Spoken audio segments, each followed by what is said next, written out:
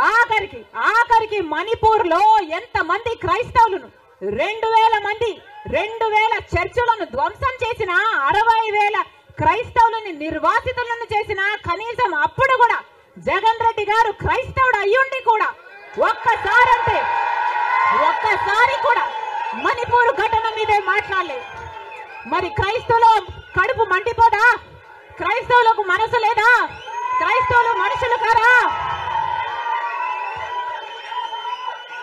మనుషులు చచ్చిపోతున్నా మీరు పట్టించుకోకుండా బీజేపీకి మద్దతు ఇస్తున్నారంటే మీరు మనుషులు అవునా కాదా?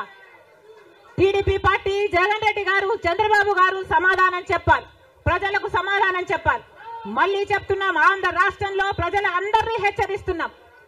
బీజేపీ పార్టీకి, టీడీపీ పార్టీకి, వైసీపీ పార్టీకి పొత్తులు ఉన్నాయి. అవి మన కంటికి కనిపించినా కనిపించకపోయినా పొత్తులు ఉన్నాయి. గత 5 సంవత్సరాలుగా చూసాం. టీడీపీ ఎంపీలైనా, వైసీపీ ఎంపీలైనా బీజేపీకే మద్దతు ఇచ్చాయి. ప్రతి అంశంలో వాళ్ళ పక్కన నిలబడ్డారు. ఆఖరికి మణిపూర్ అంశంతో సహా బీజేపీ పార్టీకి తెలుగుదేశం పార్టీ, వైసీపీ పార్టీ మద్దతు ఇచ్చిన మాట వాస్తవం.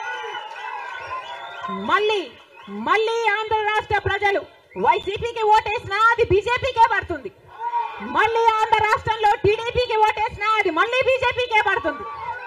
వీళ్ళిద్దరూ కలిసి బీజేపీని బలపరుస్తున్నారు తప్ప ఆంధ్ర రాష్ట్ర ప్రజల మేలు కోసం ఆలోచన చేయడం లేదు. ఆంధ్ర రాష్ట్ర ప్రజల ప్రయోజనాల కోసం ఆలోచన చేయడం లేదు. స్వలాభం కోసం ఆంధ్ర రాష్ట్ర ప్రజలను తాకట్టు పెట్టారు అన్నది వాస్తవం.